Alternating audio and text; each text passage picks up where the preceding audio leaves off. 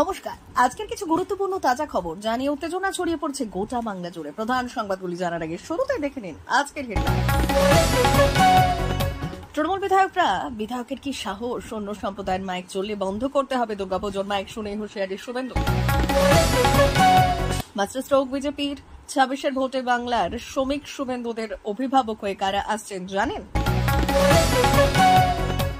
জুবিন গার্গের শেষকৃত্যের পর গ্রেপ্তার জ্যোতি, রহস্য গভীরে গড়াতেই মুখ্যমন্ত্রীর বড় ঘোষণা। যোগী মোদী অথবা কোনো হিন্দুর বাবাও 2040 সালের মধ্যে ভারতকে ইসলামিক রাষ্ট্র হওয়া থেকে আটকাতে পারবে না। প্রাক্তন মুসলিম নাদিম শেখ কি যুক্তি দিয়েছেন তিনি জানুন। 2026-এর উপমুখ্যমন্ত্রী হবেন ফিরহাদ, বললেন দিলীপ। পুজোর পরে প্রাথমিকে নিয়োগের সিদ্ধান্ত সরকারের, বিজ্ঞপ্তি জারির কথা জানালেন শিক্ষামন্ত্রী। গুলি গুনছেন তৃণমূল কর্মী, বাইকের পাশে আগ্নেয়াস্ত্র, বীরভূমের নানুরের ভাইরাল ভিডিও ঘিরে তুমুল রাজনৈতিক বিতর্ক। পুজোর মুখে বড় খবর, সব মামলায় জামিন পেয়ে গেলেন প্রাক্তন শিক্ষামন্ত্রী পার্থ চ্যাটার্জি। মৃত্যু নিয়ে রাজনীতি করি না, বেদতৃষ্ট হয়ে মৃত্যুর ঘটনায় বিরোধীদের করা জবাব মমতার, কাঠগড়ায় তুললেন কেন্দ্রকে। ভোটের মুখে দলের অধ্যাপক ও শিক্ষক সংগঠন ভেঙে দিল তৃণমূল কংগ্রেস। নাচি বিস্তারিত খবরে। তৃণমূল বিধায়কের কি সাহস! অন্য সম্প্রদায়ের মাইক চললে বন্ধ করতে হবে দুর্গাপুজোর মাইক শুনেই হুঁশিয়ারি শুভেন্দু। এই রাজ্যে তৃণমূল কংগ্রেসের সরকার এবং তাদের নেতা মন্ত্রীরা এখন একটি নির্দিষ্ট সম্প্রদায়কে তোষণ করতে ব্যস্ত, যার ফলে হিন্দু সনাতনীদের প্রত্যেকটি উৎসবে বাধাদান করা হয়। কিন্তু একটি বিশেষ সম্প্রদায়কে সন্তুষ্ট করতে গিয়ে হিন্দুদের যেভাবে অপমানিত করছেন তৃণমূল কংগ্রেসের নেতা মন্ত্রীরা, তার বিরুদ্ধে গর্জে উঠছে বিরোধীরা। গোটা রাজ্য জুড়ে হিন্দুদের একত্রিত করার কাজ করে চলেছেন বিরোধী দলনেতা শুভেন্দু অধিকারী। আর এসবের মধ্যেই সকলে যখন দুর্গাপুজোর প্রস্তুতি নিচ্ছেন, ঠিক তখনই এক আজব মন্তব্য করেছেন আমডাঙ্গা তৃণমূল বিধায়ক রফিকুর রহমান। আর তার এই মন্তব্য ঘিরে তৈরি হয়েছে বিতর্ক। প্রশ্ন উঠছে, এই ক্ষেত্রে কেন প্রশাসন সতর্ক নয়? কেন হিন্দুদের পবিত্র ধর্মীয় উৎসবে অন্য কোনো সম্প্রদায়ের মাইক বাজানোর জন্য হিন্দুদের আচার অনুষ্ঠানে ছেদ ঘটানো হবে? বিজেপি, মাস্টার স্ট্রোক বিজেপির 26-এর ভোটে বাংলার শ্রমিক শুভেন্দুর অভিভাবক হয়ে কারা আসছেন জানেন? জেনে নিন। বছর ঘুরলেই বাংলার ভোট। 21-এ পশ্চিমবঙ্গের ক্ষমতা হাতে না পেলেও 26-এ তৃণমূলকে সরিয়ে বাংলার ক্ষমতা দখলে মরিয়া বিজেপি। দলের সর্বভারতীয় সভাপতি জেপি নাড্ডা এবার পশ্চিমবঙ্গে বিধানসভা নির্বাচনে দলের কাজ দেখতে নিয়োগ করলেন কেন্দ্রীয় মন্ত্রী ভূপেন্দ্র যাদব এবং লোকসভার সাংসদ তথা ত্রিপুরার প্রাক্তন মুখ্যমন্ত্রী বিপ্লব কুমার দেবকে। বছর হলেই পশ্চিমবঙ্গে বিধানসভা নির্বাচন, আর এর আগে 21-এর বিধানসভা নির্বাচনে রীতিমতো কোমর বেঁধে ময়দানে নেমেছিল বিজেপি। মোদী শাহর নাড্ডারা চষে ফেলেছিলেন বাংলা। বিজেপির শীর্ষ নেতাদের একটা বড় অংশ 21-এর বিধানসভা নির্বাচনের আগে কার্যত পশ্চিমবঙ্গে ডেইলি প্যাসেঞ্জারি শুরু করে দিয়েছিলেন। জুবিন গার্গের শেষকৃত্যের পর গ্রেপ্তার জ্যোতি, রহস্য গভীরে গড়াতেই মুখ্যমন্ত্রীর বড় ঘোষণা। জুবিন গার্গের মৃত্যুর ঘটনায় সিট গঠন করেছে অসম সরকার, আর এই সিটের হাতে গ্রেপ্তার জ্যোতি গোস্বামী। জুবিন গার্গের দীর্ঘ সময়ের সঙ্গী জ্যোতি গোস্বামীকে গ্রেপ্তার করা হয় সিটের তরফে।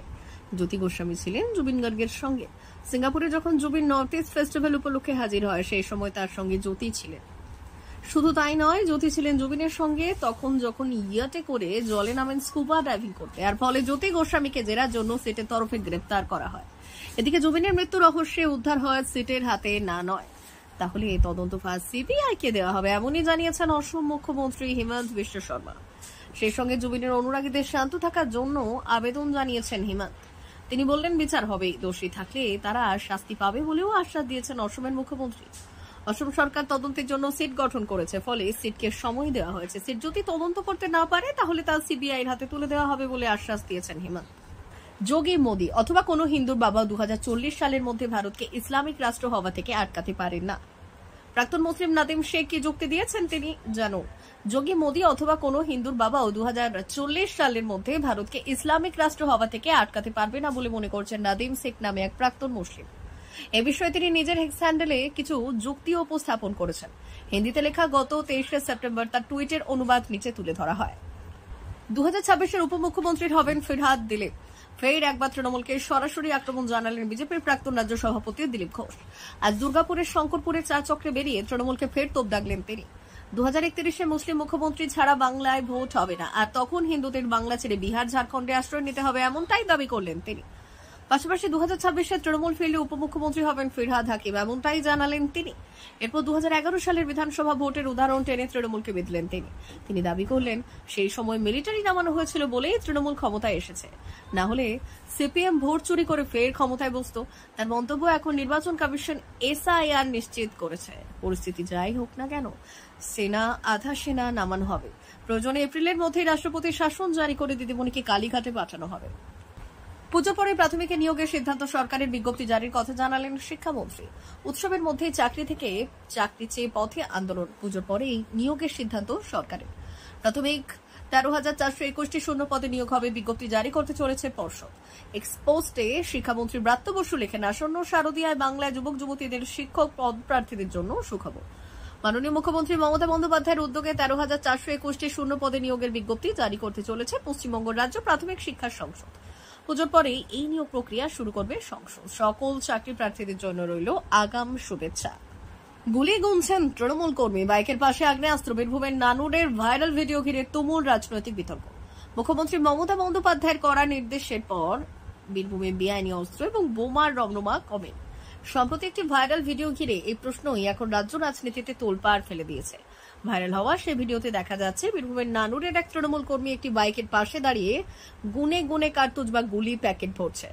দুয়ারে কার্তুজ প্রকল্প বলে কটাক্ষ শুভেন্দুর। ভিডিওটি প্রকাশ্যে আসতেই তীব্র আক্রমণ জানিয়েছে বিরোধী দলনেতা শুভেন্দু অধিকারী। তিনি সোশ্যাল মিডিয়ায় এই ভিডিও পোস্ট করে কটাক্ষ করে লিখেছেন, মুখ্যমন্ত্রী মমতা বন্দ্যোপাধ্যায়ের দুয়ারে কার্তুজ প্রকল্প চালু হয়েছে। শুভেন্দু অধিকারী আরো দাবি করেছেন, ভাইরাল ভিডিও যাকে গুলি গুনতে দেখা যাচ্ছে তিনি হলেন বোলপুরের সক্রিয় তৃণমূল কর্মী দোলন শেখ, যিনি একজন কুখ্যাত বালি মাফিয়া। পুজোর মুখে বড় খবর, সব মামলায় জামিন পেয়ে গেলেন প্রাক্তন শিক্ষামন্ত্রী পার্থ চ্যাটার্জি। প্রাথমিক নিয়োগ দুর্নীতি সিবিআই মামলায় জামিন পেলেন রাজ্যের প্রাক্তন শিক্ষামন্ত্রী পার্থ চ্যাটার্জি। শর্ত সাপেক্ষে তার জামিন মঞ্জুর করলেন কলকাতা হাইকোর্টের বিচারপতি শুভ্রা ঘোষ। আদালতের নির্দেশ, প্রাক্তন শিক্ষামন্ত্রীকে পাসপোর্ট জমা রাখতে হবে। এছাড়াও তিনি সাক্ষীদের সঙ্গে দেখা করতে বা কথা বলতে পারবেন না, তদন্তে তাকে সহযোগিতা করতে হবে। পাশাপাশি পার্থ চ্যাটার্জি এখন মোবাইল নম্বর বদল করতে পারবেন না, কোনো পাবলিক অফিসের দায়িত্ব নিতে পারবেন না, তবে বিধায়ক হিসেবে কাজ করতে পারবেন তিনি।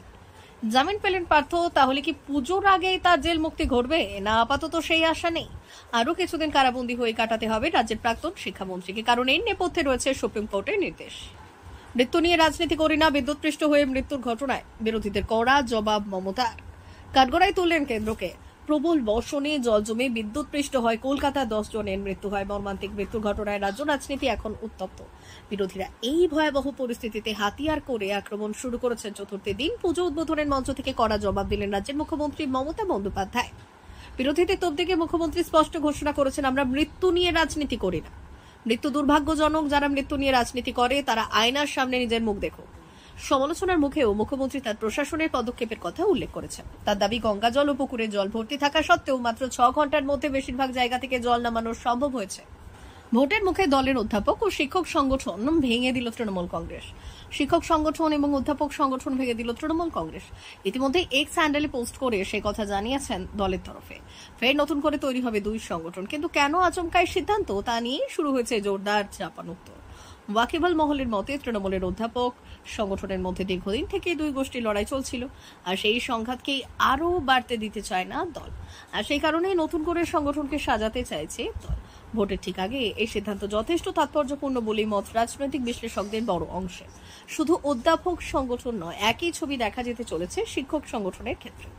এই সংগঠনেও একেবারে নতুন ধাঁচে সাজানো হবে বলে ঠিক হয়েছে, আনা হবে নতুন নেতাদের, আর সেই কারণেই পুরো সংগঠনকে ঘোষণা করে ভেঙে দেওয়া হলো। তবে যতদিন না সেই কাজ হচ্ছে ততদিন আর দলের কোনো অধ্যাপক বা শিক্ষক সংগঠন রইল না।